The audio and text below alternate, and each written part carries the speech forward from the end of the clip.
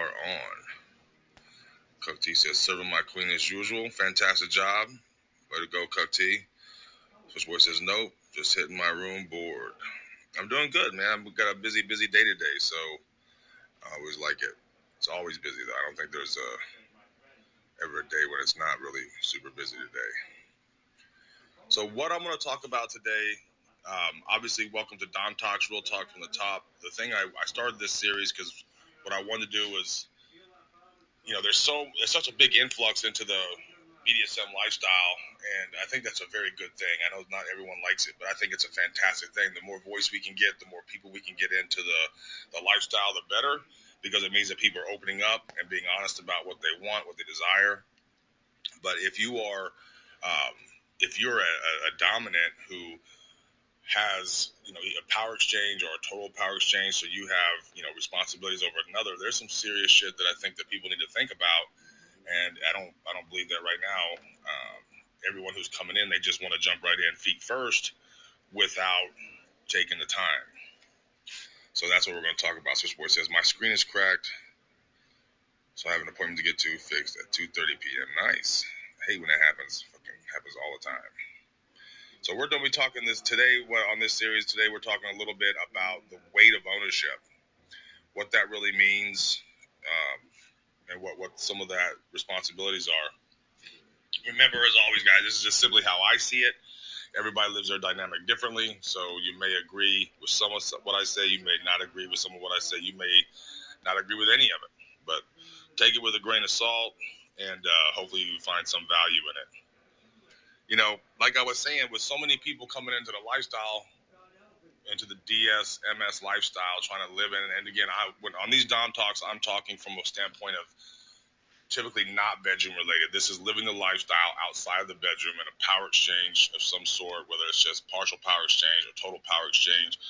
So, so many people jump in and thinking the dream, to come in and say I'm a Dom or I'm a Dame or I'm a master, or I'm a mistress. They think that's just going to be like living like a king or a queen all the time, where you just get to sit back, relax, get your feet rubbed, get your rocks off, and it's just, all fun all the time. And the truth is, that couldn't be further from the truth, because as a dominant, when you say I'm taking, ownership over some of your life or all of your life, for those who don't know me, my slave is the Kinky Smurf. We live in a 24/7 TPE MS relationship. So there is I have full control over everything in her life. Every decision I make, everything that she goes through goes through me first. And while that is consensual, it also comes with a lot of responsibilities. And don't get me wrong, I get a lot of pleasures, man. I mean, the Kinky Smurf takes phenomenal care of me. And whatever I want, whenever I want, I get it. And that's something that, is great. But that comes with a lot of weight of ownership, because first and foremost, people are not one-dimensional. So being a slave is not all she is, right? She has other things, hopes and dreams.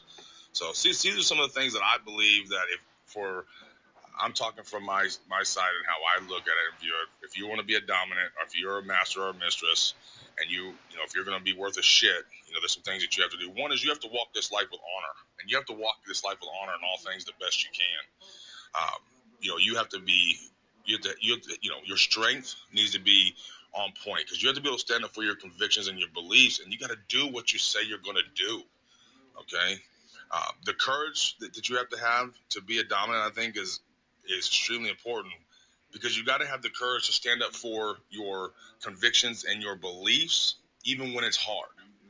Some of the things that I think is funny is we talk a lot about dominant responsibilities, from the taking care of and propping up of our submissives and our slaves. But the truth that we have to also remember is we have committed to also being there during the bad times. So like when our submissives or our slaves are slipping, we have to be responsible to step up and do what we said we were going to do and get them back on track. And I'm not talking about just punishing, spanking. I'm talking about actually sitting down, focusing with your submissive, focusing with your slave, and getting them back on track to achieve what they wanted to achieve. Hopefully that makes sense. And that sometimes can be a big deal, because if you're super busy, you got a lot going on in life, you may forget about, and I have been guilty of this, man. Consistency is so important in all things that we do, and I have been guilty of falling down on that job many times for the last 18 years that I've been with the Kinky Smurf. You got to remember, in this lifestyle, there's two sides to the leash. There's the side of the leash that is clicked on to the collar, and then there's a side of the leash that the dominant is holding. And if the dominant drops the ball, or theoretically speaking, drops that in their end of the leash, they could cause harm to their submissive. And I don't just mean harm in physical, I mean mental, emotional, physical. They could be lost, and that is our responsibility to keep them on track. We have to have the maturity as dominants to use our power with honor and responsible. We have to be smart enough, have the wisdom to understand what we have learned, and from both our successes and our mistakes, to use it wisely to benefit the growth of both yourself and the ones you're responsible for. And most importantly, I always beat on this. You'll hear it probably in every one of these I do, is the accountability. Taking accountability. Because if you're a dominant or a master and you said, I'm taking responsibility, I'm taking ownership, you have to be accountable for the results. Not just when it's good. It's easy to stand up when it's fucking good and say, man, I'm the king or I'm the queen. I've done this so great. But the real struggle comes when you fucked up and you have to be accountable. You have to be able to admit that. And it's more important. Fuck admitting it to the world. Who gives a shit about the world? You have to look in the mirror and admit it to yourself. Now, again, like I said, these responsibilities come with a lot of perks, though. My slave does as she's told, when she's told. If I want something, I simply command it, and I get it. So, yeah, that's a really, really fantastic perk to have. You know what I mean?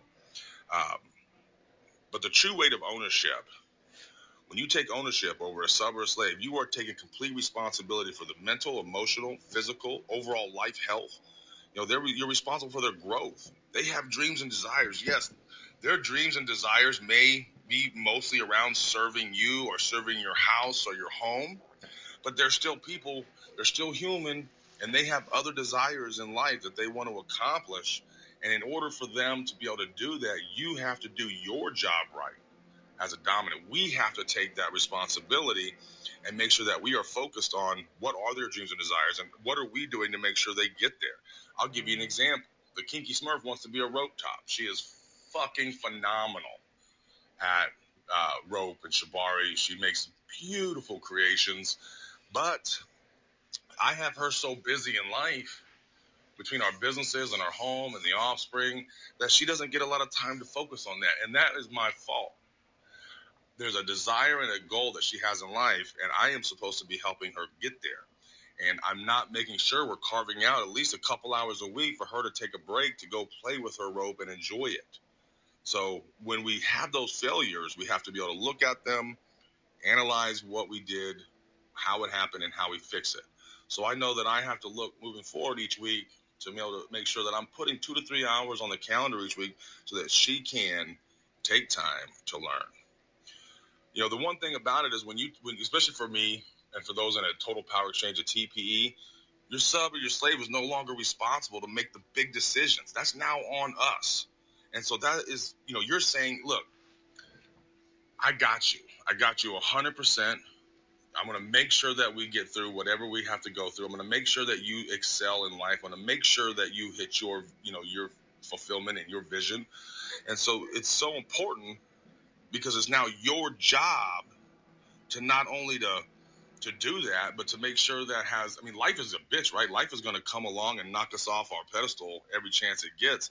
We have to be able to pick up those pieces and put it back together. Picking up that mantle of ownership is not one that should be taken lightly. Doing so is only going to cause harm to everything, to not only your sub, but to everything around you. Okay, there's no reason to rush into things. That's one thing with all the new big influx of folks coming into the lifestyle, I see everyone rushing. It's called frenzy, right? We talk a lot about sub frenzy in the lifestyle, but man, dom frenzy is fucking just as bad, if not worse, because at least with sub frenzy, their expectation is to be handled and be taken care of. As a dom, you're saying you're going to handle and take care of.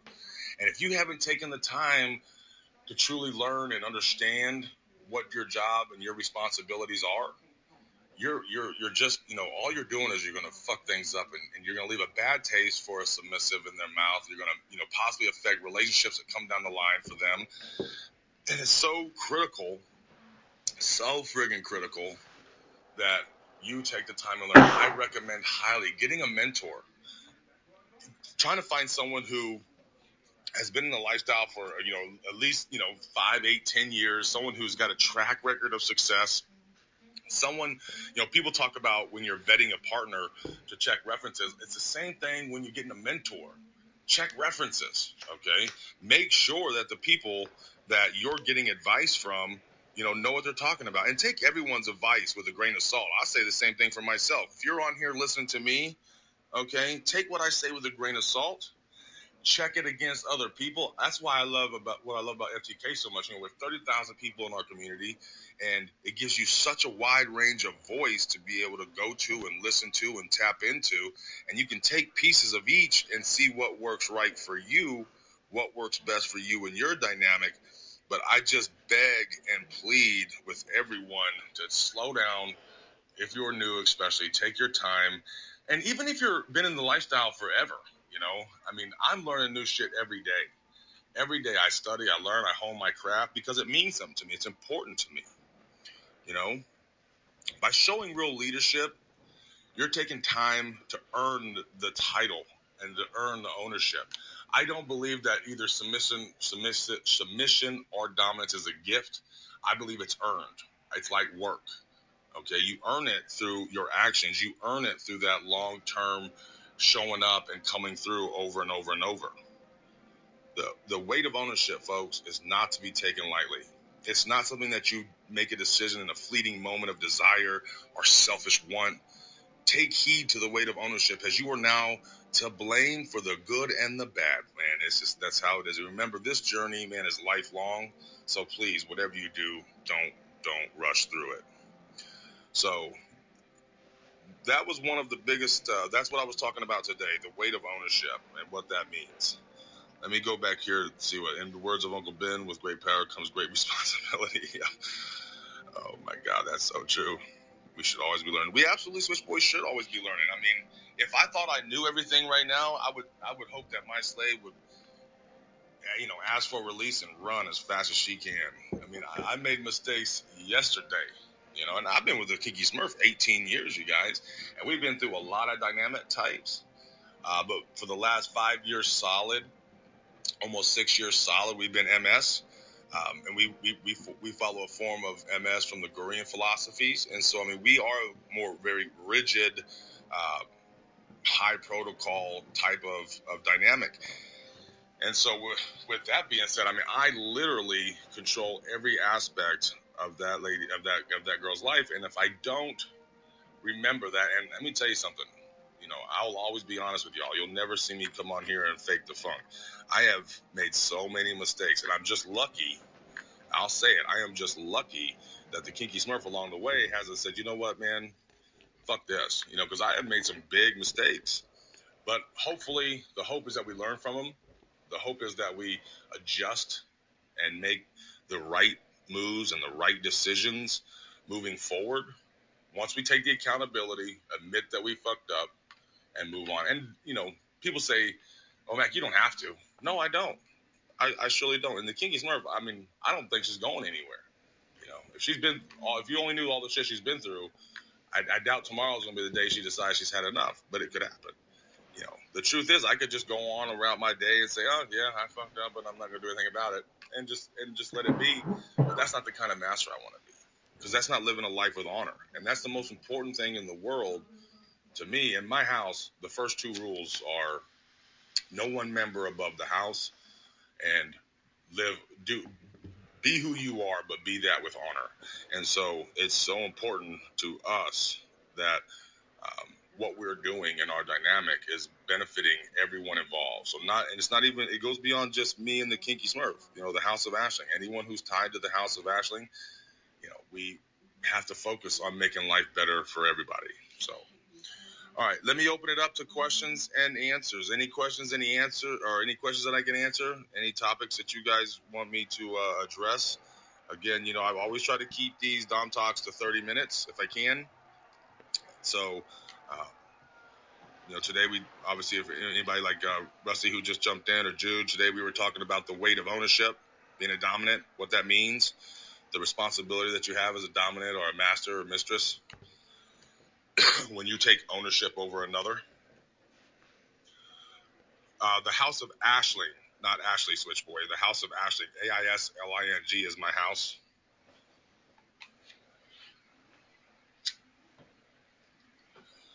It is it's a master slave house of the natural order.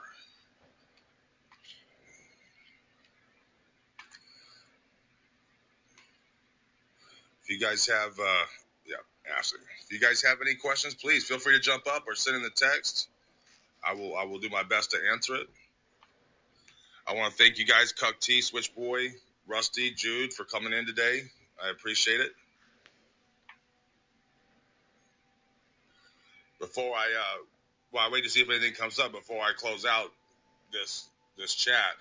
I also want to take just a few seconds to thank the Moan app for allowing us to have this space. It's a fantastic thing. Kel and his team are doing some kick-ass shit. I cannot wait to see the future of this app. I can't wait to see where they take it next. You see all these fantastic people holding fantastic rooms. There's tons of education going on. There's lots of fun. So make sure you guys are out there checking it out. I mean, I know all you guys, Switchboy, Cuck T. I mean, you guys are staples on here. So, give everyone a good follow, and anything that I know that from anyone involved in Free the Kink, anything that we can do to make sure that we're delivering for you guys better, just let us know, because that's what we're here for. As you all know, for us, it's the key, Free the Kink is all about education and community and empowerment. That's what we do. The Kinky Smurf and I started Free the Kink almost over 4 years ago now, going into our 5th year in 2023, and it was all about giving voice and allowing people to have open discussions about all different kinds of dynamic types and the love of kink and just freedom of sexuality. Me and the Kinky Smurf are wide open for our dynamic. We're wide open in life. We run Free the Kink. We run Little Fort. We run in several other communities and online publications. So let us know anything we can do.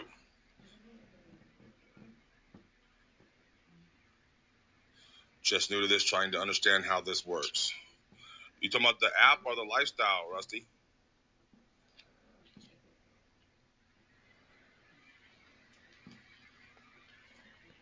This app is fantastic. So the one thing I love about this app the most, by far, is Kel and his team have created a place in which we can say what we got to say. We can say what we want to say. On Facebook, you can't talk about sucking dick or eating pussy or trying all the new things you want to try because you'll get banned. You'll get shut off. It's absolutely ridiculous. So in this app, when you're here on the Moan app, you can actually talk about what you want to talk about, right? As long as it's legal and consensual, it's open for discussion here. And so that's so fantastic. Two is it's audio. I do love the audio because I can't, I know I'm a big, beautiful man, but I can't always put my good face on. Sometimes it's nice to be able to just sit there. I mean, I've done these things stark ass naked. Y'all know. Hair messed up. So I love that it's audio. And Kel and his team, Rusty, are working so hard every day to make it better. I mean, he does these updates once a week. You should definitely jump in and check one out where he talks about all the different new things they're working on. So, yeah, the Moan app is great. And it's growing like crazy. I think, I don't remember Switchboy Switchboy or Cuck T, maybe I think they said something like almost over 100,000 hits a month now. So I mean, think about how this thing's only been on the market for 6-8 months, something like that, maybe a year. I can't remember. I came in when it very first started, but I can't remember how many he said it was, but I know it was over 100,000. So welcome to the app, Rusty. Jump in as many rooms as you can and get to know this. It's full of just absolute amazing people. Oh yeah, I think the Moan app is going to become a leading platform for the people of our kind who are open to want to learn about sexuality and relationships and should just have a place to talk. That's the most thing.